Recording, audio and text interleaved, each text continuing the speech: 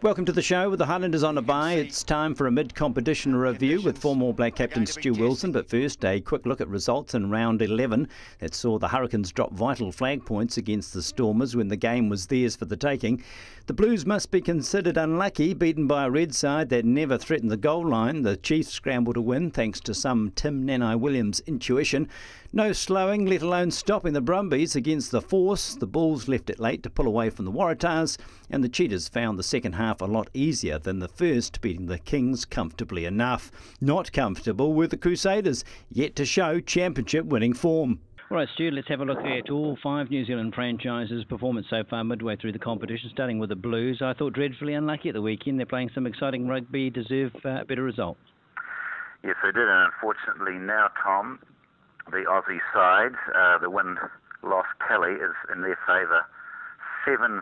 So every time we line up against those 5 sides in the Australian Conference, we're struggling to beat them. I thought that, the Blues would have come off in Brisbane, gone into the showers, scratched their heads. So many times you go into the showers and you haven't played that well, but you've won the game, and you think, heck, how the hell did we win that game? Yet in the weekend, the Blues would have come off, got into the shower, scratched their head and said, gee, we played all the rugby. We're the only team that scored a try, and yet we got stuffed, 12-11. So they'd be hurting a bit, but in saying that, they've got to feel pretty good about that unlucky loss.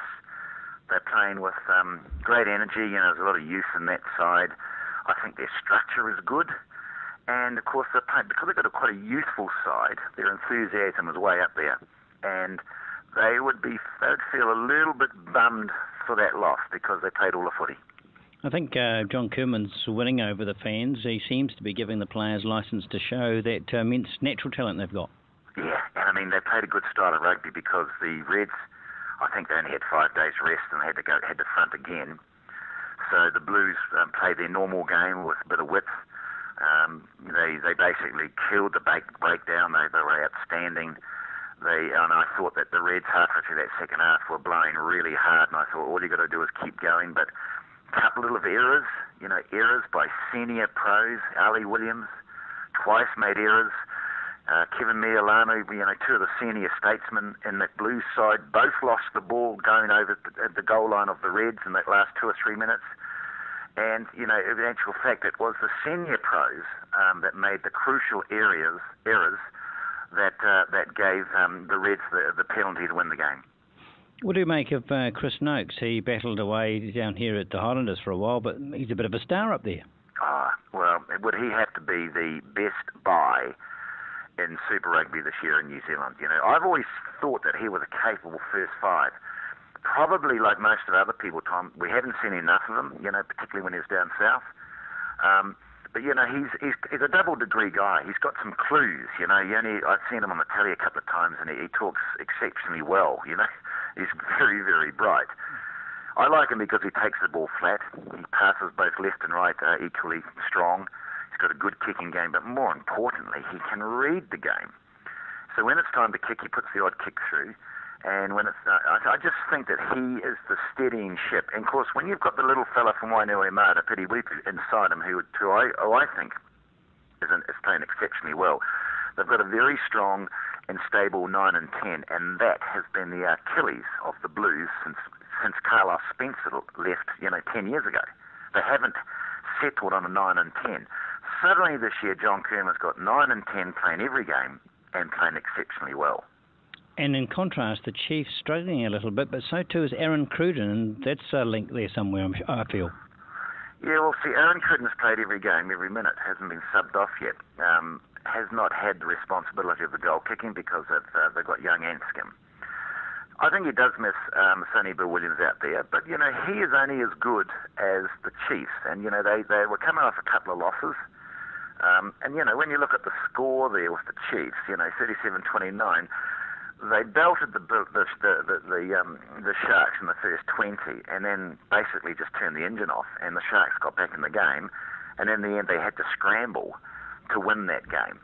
He's still a very, very good little player. You remember the little grubber kick he put through for one of the guys to chase and scored?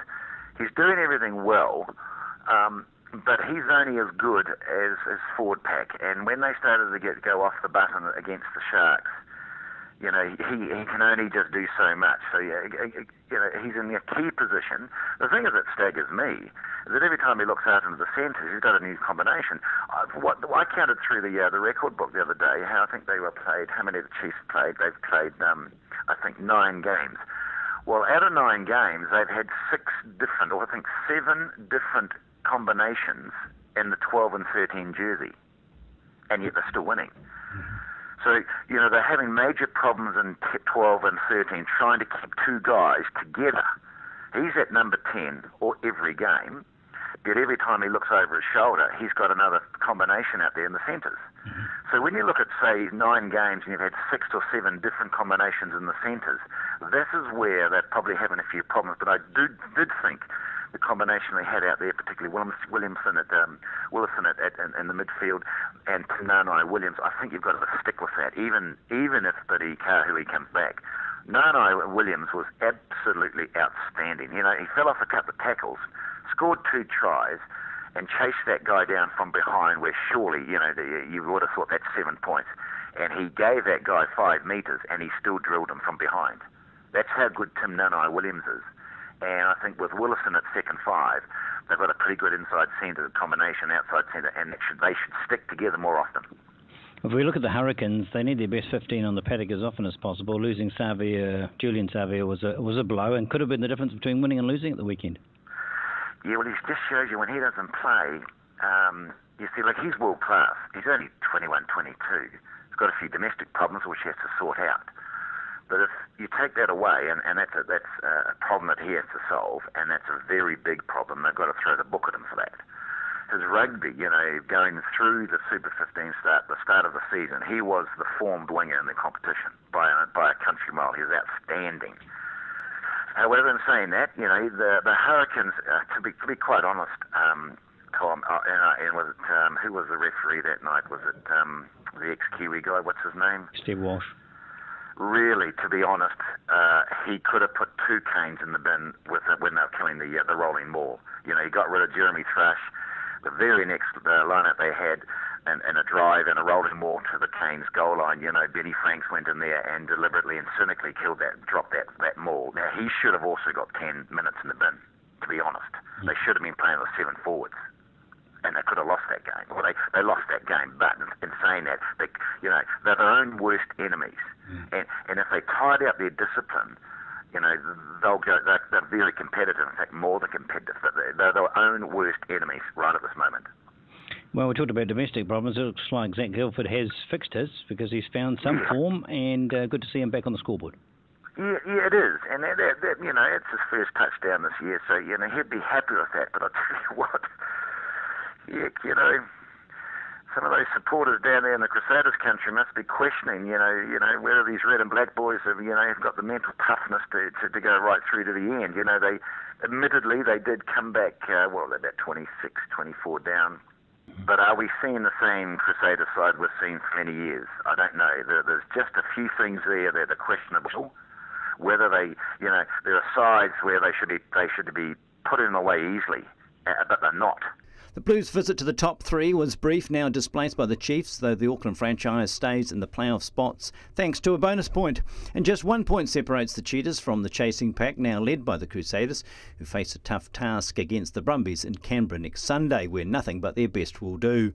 The Hurricanes may look back on round 11 as the one that cost them a finals berth as they drop points to a fellow contender.